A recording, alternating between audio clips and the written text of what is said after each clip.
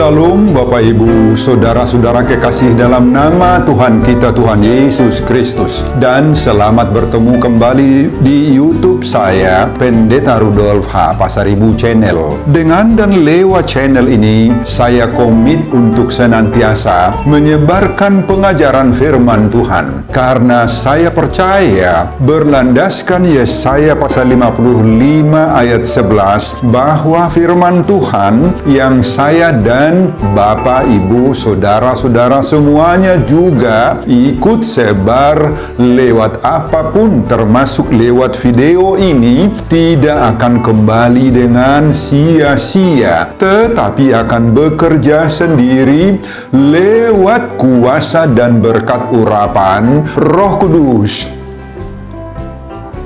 Mari Bapak, Ibu, dan Saudara-saudara, saya ajak semuanya membantu saya menyebarkan pengajaran firman Tuhan. Khotbah di pertangyangan minggu ke-20 sesudah Trinitatis 30 Oktober 2022. Terambil dari surat Roma pasal 6 ayat 15 sampai dengan ayat 23. Dan bacaan dari Yesaya pasal 1 ayat 16 sampai dengan ayat 20. Diikat oleh topik atau tema belajar berbuat baik, berhenti berbuat jahat. Dalam bahasa Batak Toba dituliskan, Guru hon nadinggan pasohot na jat. Bapak, Ibu, dan Saudara-saudara, saya baca untuk kita. Simaklah pembacaan firman Tuhan berikut ini. Judul perikop Roma pasal 6 ayat 15 sampai dengan ayat 23 adalah dua macam perhambaan. Jadi bagaimana? Apakah kita akan berbuat dosa karena kita tidak berada di bawah hukum Taurat tetapi di bawah kasih karunia? Sekali-kali tidak. Apakah kamu tidak tahu bahwa apabila kamu menyerahkan dirimu kepada seseorang sebagai hamba untuk mentaatinya, kamu adalah hamba orang itu yang harus kamu taati, baik dalam dosa yang memimpin kamu kepada kematian, maupun dalam ketaatan yang memimpin kamu kepada kebenaran. Tetapi syukurlah kepada Allah. Dahulu memang kamu hamba dosa, tetapi sekarang kamu dengan segenap hati telah mentaati pengajaran yang telah diteruskan kepadamu. Kamu telah dimerdekakan dari dosa dan menjadi hamba kebenaran. Aku mengatakan hal ini secara manusia karena kelemahan kamu. Sebab sama seperti kamu telah menyerahkan anggota-anggota tubuhmu menjadi hamba kecemaran dan kedurhakaan yang membawa kamu kepada kedurhakaan, demikian hal kamu sekarang harus menyerahkan anggota-anggota tubuhmu menjadi hamba kebenaran yang membawa kamu kepada pengudusan. Sebab waktu kamu hamba dosa, kamu bebas dari kebenaran. Dan buah apakah yang kamu petik daripadanya? Semuanya itu menyebabkan kamu merasa malu sekarang. Karena kesudahan semuanya itu ialah kematian. Tetapi sekarang, setelah kamu dimerdekakan dari dosa, dan setelah kamu menjadi hamba Allah, kamu beroleh buah yang membawa kamu kepada pengudusan, dan sebagai kesudahannya ialah hidup yang kekal. Sebab upah dosa ialah maut. Tetapi karunia Allah ialah hidup yang kekal di dalam Kristus Yesus Tuhan kita.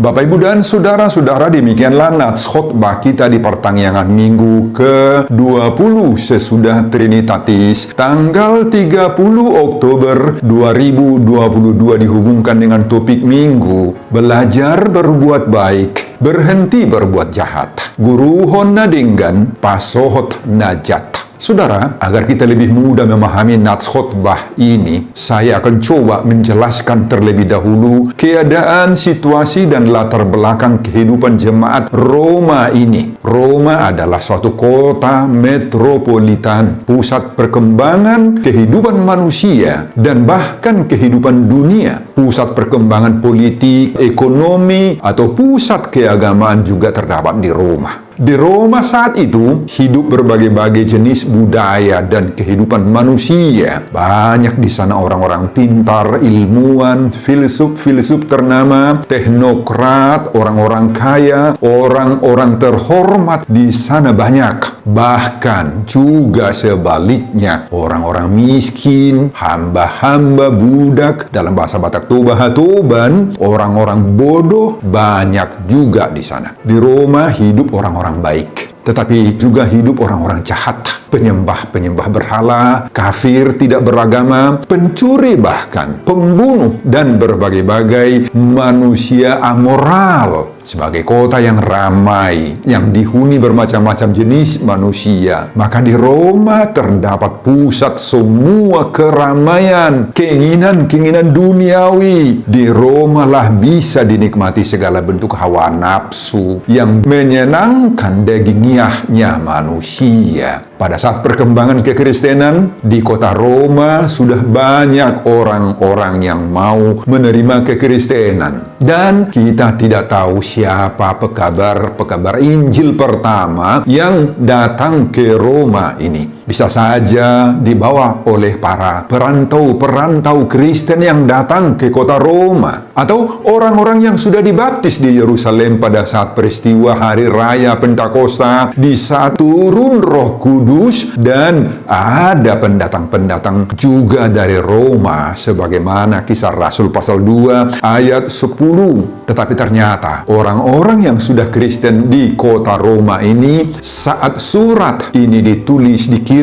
oleh Paulus, maka pengertian, pemahaman, dan penghayatan mereka terhadap ajaran kekristenan itu belum begitu benar, belum kuat. Dasar kepercayaan mereka terhadap Yesus masih kabur. Iman mereka belum begitu berurat berakar, belum kokoh, belum mendalam, Bapak Ibu. Mereka masih sering mempraktekkan kesenangan, hawa nafsu, selera daging. Kecenderungan berbuat dosa juga mereka praktekkan, dan berbagai-bagai kehidupan yang melanggar kehendak Allah. Mereka masih mudah terpengaruh dengan pemahaman yang salah. Dalam bahasa Batak Toba, dang dasip dope haporsiaon nasida. Saudara, itulah gambaran kehidupan keagamaan orang Kristen di Roma saat Paulus menulis surat ini. Itu mereka praktekkan karena kesalahpahaman mereka tentang ajaran yang benar. Mereka mengatakan, mari kita mengikuti selera daging kita. Sebab hal itu tidak apa-apa kok. Mari kita semakin banyak melakukan dosa-dosa ini. Karena apabila semakin banyak dosa kita, maka kasih karunia Tuhan akan semakin besar bagi kita. Kata sebagian besar dari mereka. Mereka membela keberdosaan mereka itu. Mereka bilang lagi, wah, kita tidak perlu bersedih akibat dosa kita. Sebab biar bagaimanapun, Tuhan akan menghapus dosa itu, kata mereka. Saudara, Paulus segera menjawab kesalahpahaman mereka itu dengan mengirim surat Roma ini. Semua pasal 6 ini mulai dari ayat 1 sebelum khotbah kita ini dipusatkan oleh Paulus untuk memberi jawaban terhadap pandangan, pemahaman, dan praktek yang salah tentang kasih karunia Allah dalam hubungannya dengan dosa. Pada ayat 1b, Paulus menulis, jika demikian, bolehkah kita bertekun dalam dosa supaya semakin bertambah kasih karunia itu? Pada ayat 2 dijawab lagi oleh Paulus, sekali-kali tidak. bukankah kita telah mati bagi dosa? Bagaimanakah kita masih dapat hidup di dalamnya? Kata Paulus. Saudara, pada nats khotbah kita mulai dari ayat 15 sampai dengan ayat 23 ini, Paulus membekali jemaat itu dengan pemahaman-pemahaman yang benar, dengan membandingkan siapa mereka dahulu dan siapa mereka sekarang. Jadi, bagaimana, kata Paulus? Apakah kita akan berbuat dosa karena kita tidak berada di bawah hukum Taurat, tetapi di bawah kasih karunia? Oh, sekali-kali tidak, kata Paulus. Inilah jawaban yang tegas dari Paulus. Paulus menghimbau jemaat di kota Roma itu agar jangan pernah main-main dengan dosa. Saudara, kemudian Paulus menyadarkan jemaat Roma tentang status jemaat itu sekarang, sesudah Kristen, yang sangat-sangat berbeda dari status mereka dahulu sebelum Kristen. Mereka sudah menjadi orang merdeka yang telah diubahkan. Maka mereka telah dilepaskan dari perhambaan dosa, perhambaan iblis, setan, roh jahat, dan telah diubah menjadi hamba kebenaran, hamba Kristus. Mereka atau kita sudah menjadi milik Tuhan dan untuk Tuhan. Pada ayat 22 sampai 23 terakhir, Paulus mendorong semangat jemaat Roma bahwa setelah menjadi hamba Allah, mereka beroleh buah yang membawa kepada pengudusan dan seterusnya menjamin hidup yang kekal buat mereka. Jadi ada upah yang diterima lewat kesetiaan menjaga kekudusan hidup itu. Ada upahnya. Tetapi sebaliknya, bagi orang yang tidak bisa menjaga kekudusannya, mereka akan mendapat maut, karena upah dosa adalah maut. Saudara, hal itu sejiwa dengan seruan topik minggu ke-20 sesudah Trinitatis ini, belajar berbuat baik, berhenti berbuat jahat. Guru nadinggan pasohot najat. Bapak, Ibu, dan saudara-saudara, itulah isi keseluruhan khotbah kita di pertangyangan minggu ke-20 sesudah Trinitatis 30 Oktober 2022. Apa pengajaran Tuhan bagi kita lewat khotbah ini dihubungkan dengan topik atau tema minggu, belajar berbuat baik, berhenti berbuat jahat. Guru nadinggan pasohot najat. Apa pengajaran dari khotbah ini? Pertama, jangan bela-bela dan ulang-ulangi sikap keberdosaan kita. Saudara, jangan-jangan bukan hanya orang-orang Kristen di kota Roma tadi, di awal pertumbuhan iman mereka itu, yang membela-bela diri dan membela keberdosaan mereka, seolah-olah tidak apa-apa kalau mereka berdosa. Toh kasih karunia Tuhan akan menyelamatkan kita, kata mereka. Kita khawatir, Bapak Ibu, jangan-jangan orang Kristen di zaman sekarang juga banyak yang memiliki pemahaman pemikiran serta sikap yang seperti itu dalam wujud dan versi yang berbeda. Sadar atau tidak sadar, ada saja orang Kristen di zaman sekarang, di zaman now, yang mengatakan, apa dia katakan? Ya udahlah, apa boleh buat, nggak mungkin kita ini nggak berdosa kan? Tetapi meskipun kita berdosa, kata mereka, tahu Tuhan itu siapa kita. Tuhan itu kan mengasihi kita selalu, kata mereka. Dalam hal lain, ada saja orang Kristen di masa kini yang mengatakan, mari kita melakukan apa saja menurut keinginan-keinginan kita di hari Senin, Selasa, sampai dengan Sabtu.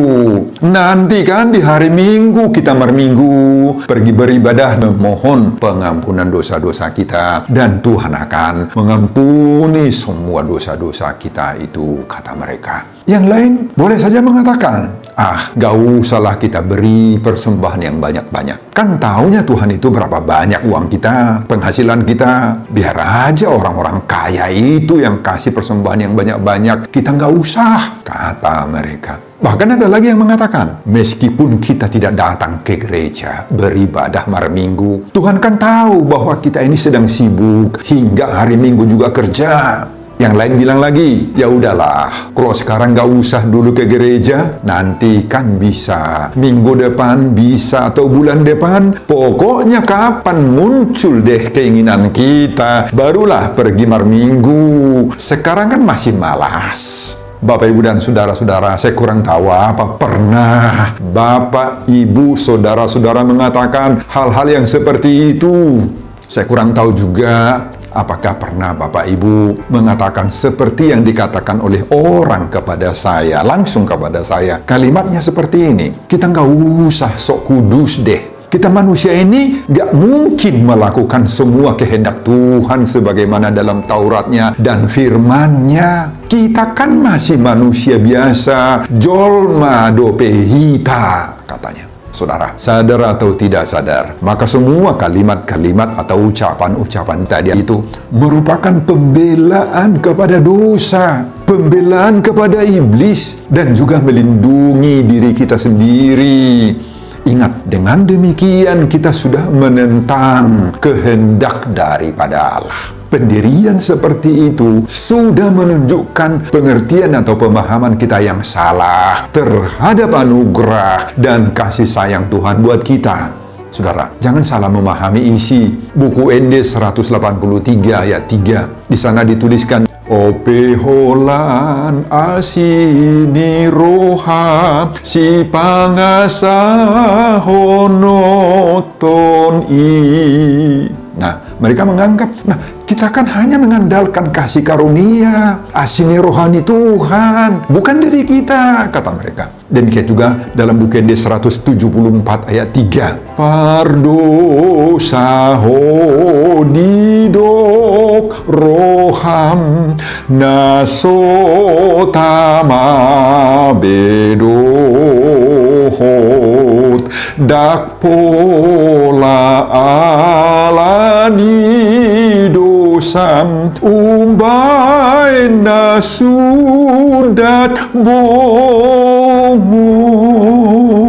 Banyak orang yang salah mengerti karena di sana ditulis dak pola alani dosam ubahin sudat bongot. Mereka hanya sepenggal saja mengerti kata-kata itu. Saudara, banyak yang salah memahami arti daripada anugerah kasih sayang Tuhan bagi kita. Mereka menjadi sepele, acuh tak acuh, dan bahkan apatis terhadap hukum-hukum perintah Tuhan, aturan-aturan yang ditetapkan oleh Tuhan. Mereka bilang, kanu balga doa sini rohani Tuhani, kan kasih Tuhan, anugerah Tuhan jauh lebih besar. Banyak di antara mereka yang anggap enteng terhadap dosa, terhadap iblis. Minggu aja pun gak tertarik lagi. Cukup di hari-hari atau pesta-pesta tertentu saja kita pergi beribadah, kata mereka, di perayaan Paskah atau Natal lah apalagi.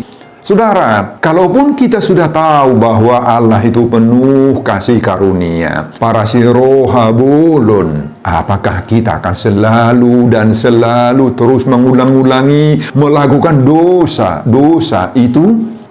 Paulus di sini dengan tegas melawan sikap, pendapat, atau pengertian yang salah paham seperti itu. Dia mengatakan, "Daumai, sekali-kali tidak," kata Paulus. Jadi Bapak, Ibu, dan saudara-saudara, berhentilah membela-bela keberdosaan kita. Berhentilah mengulang-ulangi dosa dan kejahatan-kebejatan kita. Meskipun kita tahu, kita sadari bahwa memang Tuhan itu penuh dengan kasih karunia. Khotbah ini mengingatkan kita, jangan pernah bermain-main dengan dosa-dosa kita. Mau Bapak Ibu? Mau? Pengajaran yang kedua, jadilah hamba kebenaran. Saudara, pada ayat 18 Paulus menulis, kamu telah dimerdekakan dari dosa dan menjadi hamba kebenaran. Apa dan bagaimana maksud hamba kebenaran ini? Saudara, apabila kita belum, tanda kutip, dalam Kristus, dalam bahasa Yunani disebut en Christo, maka dosa akan menjadi bagian dari hidup kita yang tidak bisa dipisahkan. Kita akan selalu melakukan dosa. Dan dengan demikian kita menjadi hamba, budak daripada dosa. Saudara, apa artinya itu? Kita sudah diperhamba, kita terus diikat, dibelenggu oleh dosa. Kita tidak boleh tidak harus berdosa. Berdosa itu merupakan sifat karakter dan bagian daripada hidup kita. Tetapi setelah kita dimerdekakan di dalam Kristus, maka dosa itu otomatis akan segera keluar dia dari dalam diri kita, meninggalkan hidup kita, Bapak Ibu. Hidup kita seterusnya akan diisi, dipenuhi, dan dipelihara, dijaga, dirawat oleh sifat-sifat Kristus sekarang. Akan ada buah-buah roh di dalam diri kita, Galatia 5 ayat 22. Buah-buah roh inilah yang memperkuat daya tahan kita, kemampuan kita menghadapi serangan-serangan iblis, serangan dosa. Meski dosa itu akan selalu dan selalu berusaha memasuki kembali diri kita, tetapi Roh Kudus itu menjadi pertahanan dalam diri kita. Artinya itu apa? Kita selalu dikuatkan oleh Tuhan melawan semua dosa-dosa itu. Saudara, inilah yang menjadi perjuangan iman kita saat sekarang ini, yaitu memelihara kemerdekaan yang sudah diperjuangkan oleh Yesus lewat kematian dan kebangkitannya. Mari kita pelihara status kita sebagai hamba kebenaran. Hamba kebenaran di sini berarti menjadi pelaku-pelaku kebenaran. Hidup kita selalu dan seutuhnya tunduk dan taat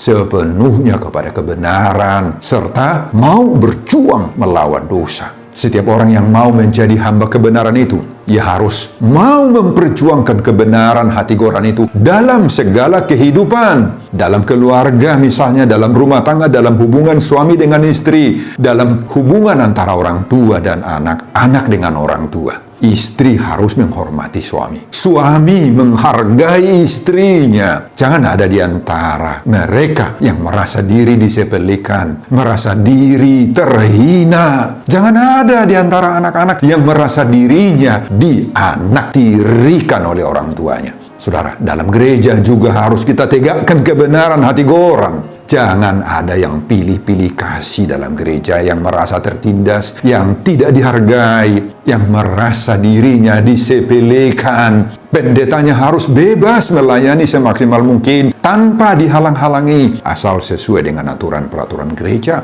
Saudara, apakah ketika kita sudah menjadi hamba kebenaran, kita tidak mungkin berbuat dosa lagi? Jawabannya masih mungkin. Kenapa? Karena iblis akan terus berusaha dengan segala cara, dengan taktik strategik dan intrik-intriknya untuk mengintai kelemahan diri kita. Jadi kita masih bisa mungkin berbuat dosa. Namun, meskipun demikian, kita sudah punya hak, sudah punya kuasa dan wewenang untuk mengatakan kepada iblis, "Hai iblis, aku ini sudah milik Kristus. Enyahlah kau dari hidupku, dari hadapanku." Mampu kita mengatakan seperti itu, Bapak Ibu. Oleh karena itu, kita harus selalu waspada dan berhati-hati dalam setiap apa yang kita ucapkan, apa yang kita pikirkan, apa yang kita perbuat dalam hidup kita sehari-hari. Yesus mengingatkan kita, berjaga-jagalah dan berdoalah, supaya kamu jangan jatuh ke dalam pencobaan. Roh memang penurut, tetapi daging lemah. Markus 14 ayat 38. Demikian juga Petrus menyadarkan kita dalam 1 Petrus 5 ayat 8. Sadarlah dan berjaga-jagalah, lawanmu si iblis berjalan berkeliling sama seperti singa yang mengaum-aum dan mencari orang yang dapat ditelannya. Makanya Bapak Ibu dan saudara-saudara, seruan topik minggu ke-20 sesudah Trinitatis ini, belajar berbuat baik, berhenti berbuat jahat.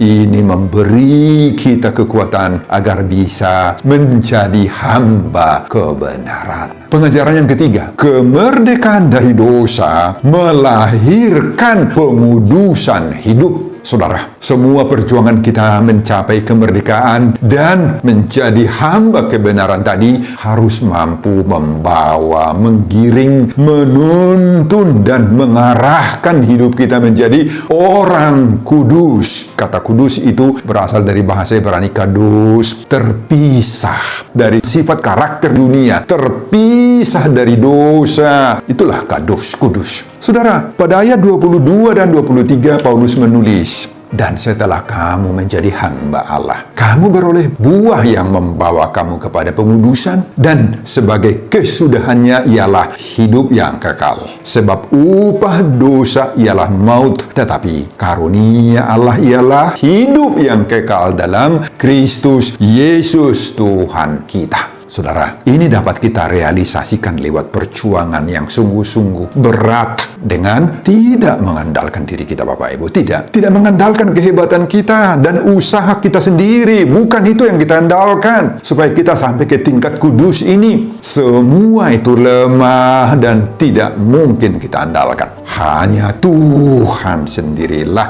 Di dalam rohnya yang kudus itu, kita beroleh segala kekuatan untuk memenangkan perjuangan pertarungan ini. Mari kita wujudkan bahwa barang siapa tetap setia kepada Dia, kepada Anak Tunggal Allah Bapa yang adalah Mesias dan Juru Selamat Tuhan kita Yesus Kristus, maka ia akan beroleh kasih karunia dan akan menerima kehidupan yang kekal, yang penuh sukacita dan penuh damai sejahtera di sorga. Berbahagialah kita yang tetap setia mempertahankan dan mau mengisi kemerdekaan hidup kita dari dosa kita itu dengan beribadah, mengisi dengan doa-doa, mengisi dengan syukur, memuji-muji, memuliakan, menyembah, dan teruslah kita melayani Yesus dalam segala kehidupan dan kesibukan kita. Dan tetaplah mengisi hidup kita dan terus-menerus mau belajar berbuat baik, berhenti berbuat jahat. Sebagaimana seruan topik minggu ke-20 sesudah Trinitatis ini. Tuhan memberi kita kekuatan agar kita menjadi hamba kebenaran. Sebelum saya mengakhiri khotbah ini, kembali saya mengajak Bapak, Ibu, dan Saudara-saudara untuk membantu saya menyebarkan pengajaran firman Tuhan khotbah di pertanggal minggu ke-20 sesudah Trinitatis 30 Oktober 2022 yang terambil dari kitab Roma pasal 6 ayat 15 sampai 23 ini. Agar semakin banyak orang yang terus-menerus mau berusaha belajar berbuat baik, berhenti berbuat jahat. Bang Guru Hona dengan pasohot najat termotivasi lewat khotbah ini. Simak juga video-video khotbah saya yang lain agar Bapak, Ibu, dan Saudara-saudara memiliki sentuhan dan pemahaman rohani yang semakin diperkaya. Buka di YouTube saya, Pendeta Rudolf H. Pasaribu Channel. Selamat mengikuti ibadah pertanggihan bagi kita. Tuhan Yesus memberkati kita. Salam Horas. Amin. Bapak, terima kasih untuk firman-Mu yang Engkau telah berikan kepada kami saat ini. Berkatilah setiap pendengar khotbah ini. Semoga menjadi pengajaran yang berharga bagi kami semuanya. Berkati juga hamba-Mu dalam persiapan khotbah berikutnya. Dan semuanya ini saya peruntukkan demi kemuliaan, hormat, kebesaran nama Tuhan. Di dalam nama Yesus Kristus, saya berdoa dan mengucap syukur hari ini dan untuk selama-lamanya. Amin.